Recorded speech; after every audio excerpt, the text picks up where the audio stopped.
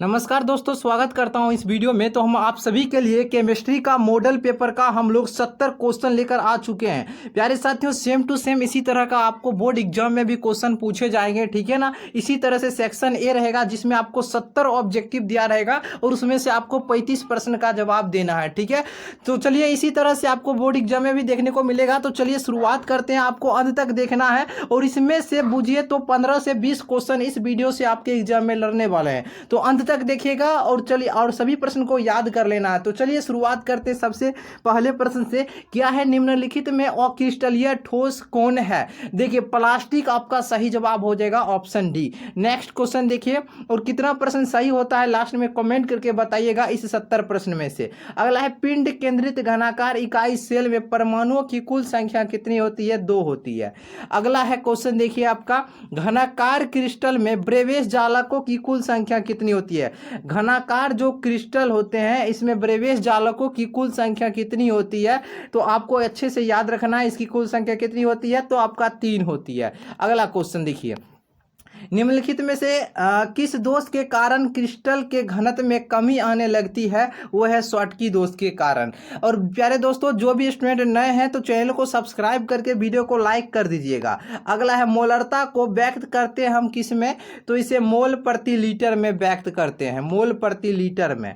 यदि विलायक के 1000 ग्राम में अगर ग्लूकोज 18 ग्राम उपस्थित हो तो घोल को कहा जाएगा? तो इस घोल को हम बोलेंगे 0.1 मोलल, ठीक है ना, ऑप्शन नंबर बी। अगला क्वेश्चन है, किसी तनु घोल का अनुसंख्यक गुणधर्म निर्भर किस पर करता है?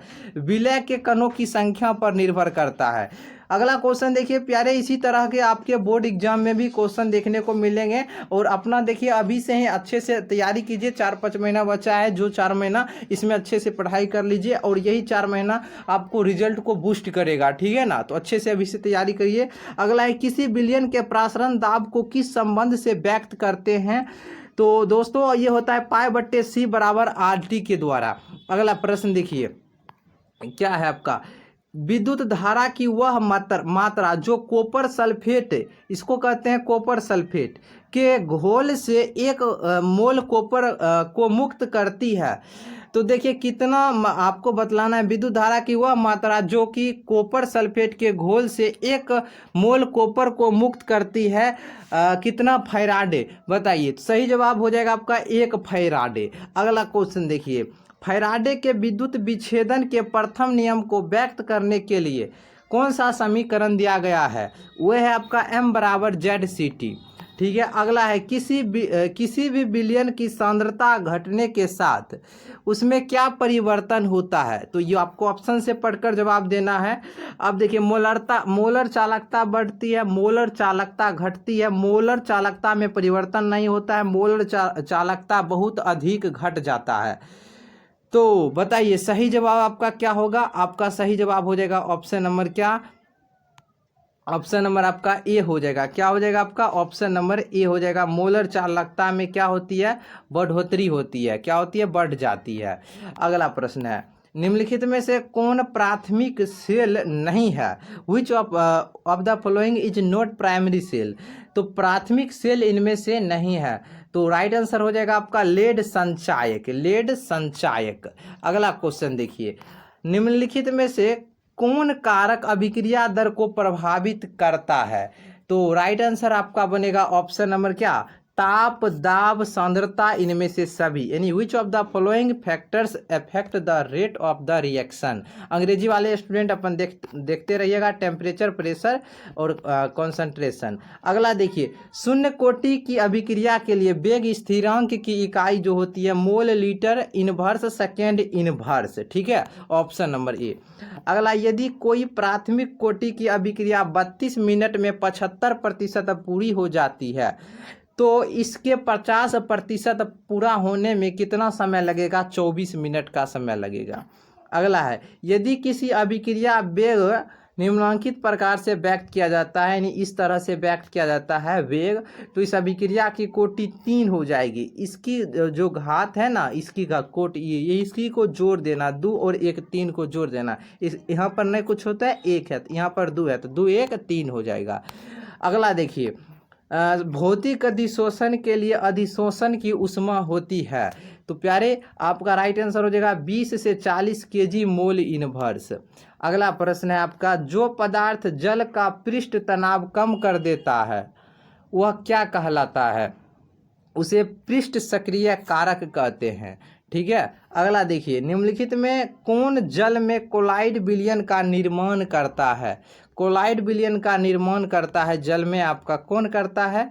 तो देखिए ऑप्शन नंबर आपका ये होगा सी नंबर, स्टार्च। क्या होगा? स्टार्च आपका राइट आंसर हो जाएगा। निम्नलिखित में कौन पाइसी कारक होता है? पाइसी कारक जो होता है आपका साबुन। साबुन क्या होता है? पाइसी कारक। काइलामाइन निम्नलिखित में से किस धातु का अयस्क है? तो कैलामाइन आपको याद होगा, आपको बताए थे कैलामाइन जो है किसका है? आपका हो जाएगा किसका? कैलामाइन किसका अयस्क है बताइए? तो ये जिंक का अयस्क है। किसका है? जिंक का है ना, जिंक का। कैलामाइन किसका अयस्क है? आपका जिंक का होता है। एल्युमिनियम का आपका होता, बॉक्साइट किसका है? एल्युमिनियम का। ठीक है, लोहा का आपका हेमेटाइट, मैग्नेटाइट, सिडेराइट होता है। तांबा का क्या क्या होता है बताइए, कमेंट करके बताइएगा आप लोग। ठीक है, तो सही जवाब। अब अगला प्रश्न देखिए, इसका तो जिंक हो जाएगा। अगला देखिए, मोंड प्रकरण के द्वारा निम्नलिखित में से किस धातु का शुद्धिकरण किया जाता है? निकेल का इसमें हम लोग शुद्धिकरण करते हैं, निकेल धातु का। ठीक है, अब देखिए, थर्मोइट विधि में निम्नलिखित में से कौन अवकारक होता है? अवकारक के रूप में आपका होता है एल्युमिनियम। क्या होता है? एल्युमिनियम। नेक्स्ट है, लोहा धातु के निष्कर्षण के द्रव्यमान निम्नलिखित में से कौन धातु मल के रूप में प्राप्त होता है? तो इसमें FeSiO3 प्राप्त होता है। आयरन सिलिकेट, क्या बोलेंगे? Iron silicate. अगला देखिए, सबसे कम क्वथनांक वाली गैस इसमें से कौन है? हीलियम। हीलियम आपका सबसे कम क्वथनांक वाली गैस है। ठीक है, हाइड्रोजन आपका ज्वलनशील गैस होता है। निम्नलिखित में से कौन हाइड्रोजन बंध नहीं बनाता है? इसके लिए एक ट्रिक याद रखिएगा, FON।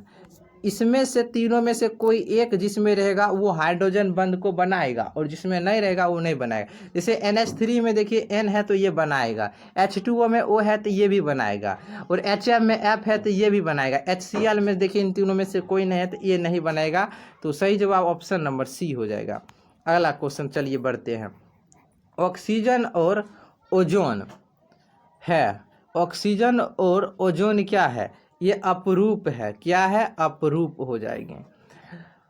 अगला देखिए, निम्नलिखित में से कौन द्विभाषमिक अम्ल है? द्विभाषमिक अम्ल है कौन? इनमें से द्विभाषमिक अम्ल है H3PO3। क्या हो जाएगा? H3PO3। H3PO3 आपका क्या हो जाएगा? द्विभाषमिक अम्ल हो जाएगा, H3PO3। चलिए नेक्स्ट क्वेश्चन बढ़ते हैं हम लोग। ठीक है, और चलिए नेक्स्ट क्वेश्चन देखिए आपका क्या है। संक्रमण तत्वों का स्थान आवर्त सारणी के अंतर्गत है, तो उसे हम लोग डी खंड के डी ब्लॉक के अंतर्गत हम लोग रखते हैं। अगला प्रश्न है, निम्नलिखित में से कौन संक्रमण तत्व का युग्म है? यानी डी ब्लॉक के अंतर्गत इनमें से आता है। तो देखिए आपका कॉपर और आयरन आ जाएगा डी ब्लॉक के तत्व के अंदर। ठीक है, तो 30 प्रश्न करवाए हैं और आपको ना 31 नंबर प्रश्न से, ठीक है, 31 नंबर प्रश्न से नेक्स्ट वीडियो में देंगे, और इस 30 प्रश्न को आपको अच्छे तरीके से अभी आपको याद कर लेना है, और 31 नंबर प्रश्न हम नेक्स्ट वीडियो में लाएंगे। अगर आपको अच्छा लगा हो तो एक बार लाइक करके चैनल को सब्सक्राइब कीजिए। ठीक है, और फिर मिलते हैं हम लोग नए वीडियो में। तो वीडियो देखने के लिए बहुत बहुत धन्यवाद।